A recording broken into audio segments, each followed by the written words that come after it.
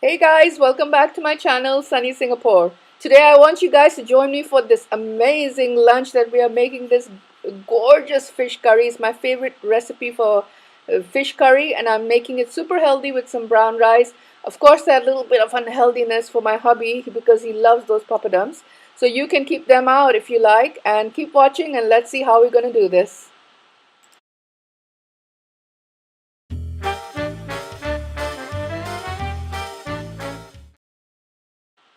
Now I'm getting a little organized here. I'm getting my brown rice done first. I'm going to give it a nice rinse, add a little bit of salt in it, and a little dash of olive oil or ghee or whatever you like, and let's get that started. Now in a pan, I'm putting in this oil. Oh yeah, you're wondering, fish curry with that much oil? You're absolutely right. This is not for the fish curry. This is for those super unhealthy papadums that I plan to fry for my hubby, and we're going to have some papadums in this oil. Even though it's olive oil, still oil is still not, healthy. So anyway, you're going to test the oil. If you like to have the papadums, you can test the oil like this for your papadums. Well, you can make your papadums in your microwave or your oven or even on the stove itself. So there are different kinds of papadums that you get for doing that. Now these are the real small ones that we buy here in Singapore, and these usually are really good when you fry them because they are smaller in size, and when you fry them they'll sort of expand and become really crunchy. They are slightly salty and they have a little bit of cumin on it, and that's about it. They're very simple, very plain, very delicious, and a real good addition to some sort of Indian Pakistani kind of food, and just adds a nice crunch to it. So here you can see my papadums are getting nice and crispy and getting done super fast. They just take a few seconds in the oil, and you can just do that and have yourselves a really nice papadums.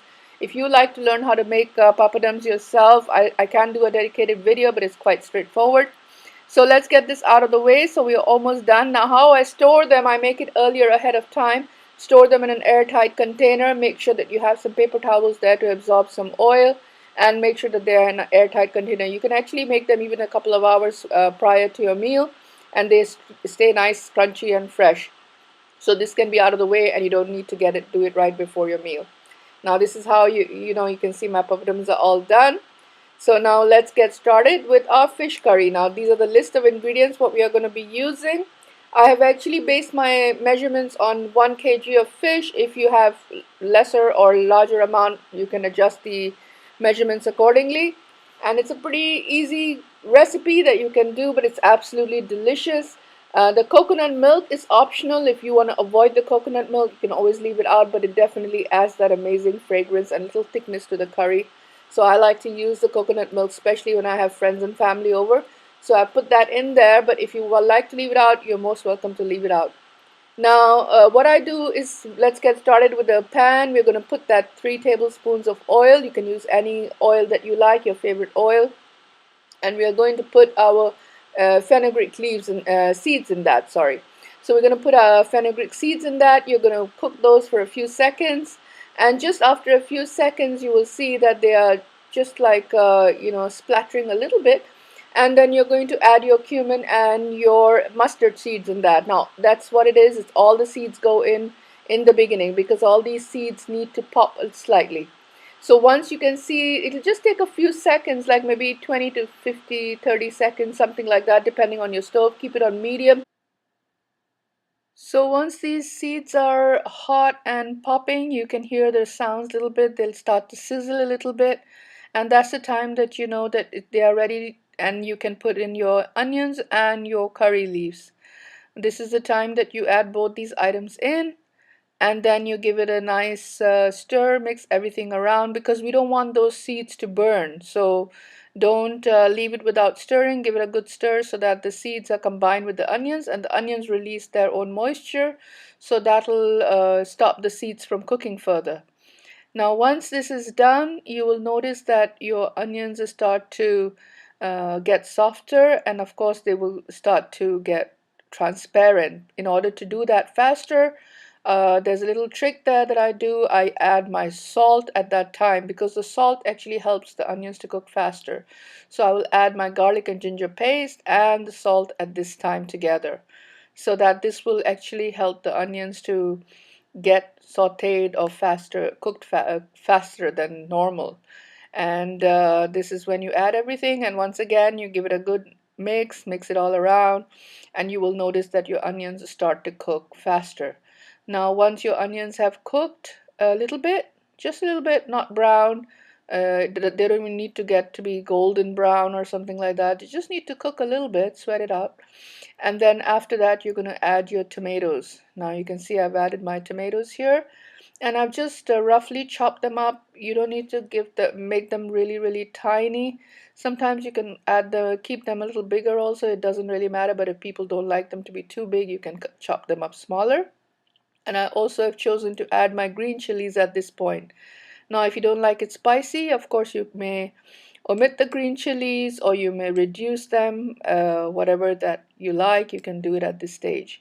So once I've done all of this, this is the time that I'm going to be adding the fish inside. Now, if you notice, the fish that I've used, it's a pretty dense looking fish. It's cut in about fillets thickness of about 1 inch.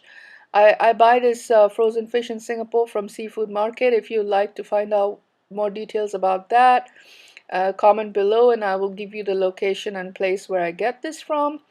And this is a pretty good fish. It's actually called leather jacket, and it is grown here in Singapore, I think, if I'm not mistaken. And it's a pretty decent fish, and I really like it. It's a white fish. It's got a single bone in the middle, and it doesn't have a lot of water, if you understand, in the meat of the fish. So it doesn't get really mushy and soft, and the pieces hold their shape, especially for curries and things like that. It's a really good fish. So once you've added the fish, give it a slight movement around, and you can add, this is the time that you add your spices, and you also add some of your coriander with the fish at this time. This is just to help with any kind of fishy smell that your fish may have. But earlier on we had added the garlic and ginger paste, so that would have actually helped the fish from having any kind of smell in it.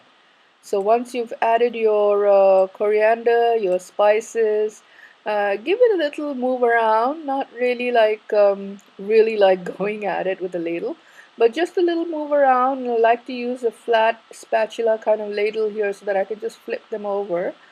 So once you've done that, you can just, close your pot, just cover it. And this is just on medium-low heat. I would say it would take maybe about 1 minute to maximum 2 minutes. Fish doesn't take a long time to cook. As you know, fish only takes about 5 to 7 minutes to cook. And once this is done, when you open it, you will notice that the fish color has changed, and the middle portion of the fish will look cooked to the naked eye. Actually, if you look at it, you will understand that some of the fish actually has already cooked. So this is the time that it is not so gentle, and you may turn it around a little bit gently. Still gentle, but yeah, it won't be at a stage where it's going to break into bits. So this is the time that you turn it around. And also we want it to stop cooking very quickly, so this is when I will add the tamarind water. Now what this tamarind water also does, apart from the great flavor that it adds to the fish, is it will stop or slow down the cooking process for the fish, so that the fish will not break easily. Now here I add my tamarind. I like to use the fresh tamarind and with the seeds, and I usually soak it in warm water for a while, and then I will just strain them out and just throw out the seeds. I put about 1 cup of water because that's what I feel is sufficient enough for this amount of fish. Even if you add a little bit less or more water, it's okay. You'll have more sauce. If you like more sauce, you can add slightly bit more water. But try not to make it too watery, because we really don't want to break our fish. But once it's cooked, then you can add a little bit more and give it a boil so that you would have more sauce if you want a little more sauce on it. Now also this is the time that I would say we can go ahead and add our coconut milk. I like to use approximately about 4 tablespoons of coconut milk for this kind of quantity. You can of course reduce it, but try not to increase too much, because too much coconut milk is also not good. So too much of a good thing is also not good sometimes. but about 4 tablespoons I find it to be really perfect. It just goes really well, and it gives it a nice aroma, and also the curry is slightly thickened, and it adds that typical fish curry flavor to the fish. So you can see that the curry has become lighter, it looks even more appetizing, and it looks a lot nicer. And there, we're going to give it a little bubble. I don't cover the curry at this point. Fish doesn't need to be covered because fish cooks really quick, unlike red meat and things like that, which we normally cover and simmer for some time and let it cook so that it will become tenderized. But fish is really tender, very soft as it is, so it doesn't need to be covered. I would suggest you don't cover it at this point. Now in a few minutes, you will notice that our fish curry is going to be ready. At this point, if you feel that you want more sauce, you may choose to add a little bit more water, and basically just let it cook for a few more minutes, maybe 2 to 3 minutes, and your fish curry is absolutely ready. You can see that it looks really, really appetizing and yummy. You can add some more coriander on it on top for garnishing, or you may even add it at the point of serving. So let's guys get ready for this amazing delicious lunch. I'm gonna go and get some of my brown rice now and show you guys my plating of this. So now let's go and get the brown rice and our papadums, and our fish curry is almost ready. As you can see, it looks really yummy and delicious. So now I'm going to get my brown rice on a plate, and I'm going to put some curry on it, and of course some papadums for us to enjoy. And there you can see that the fish curry looks so amazing and gorgeous. So when you're taking out the pieces, use the flat spatula. That will give you a bit of more control. And for the sauce, you may always use a ladle, and you may also pour some sauce out onto your rice. And you can also put this in a dish if you have guests, and of course the same thing, you would put the fish pieces first in the dish and then pour the sauce on it. Now you can see how amazing it looks. It looks so delicious, so tasty, and I hope you guys are going to give it a try. Please don't forget to subscribe and like this video if you had enjoyed it. Take care. See you soon. Bye bye.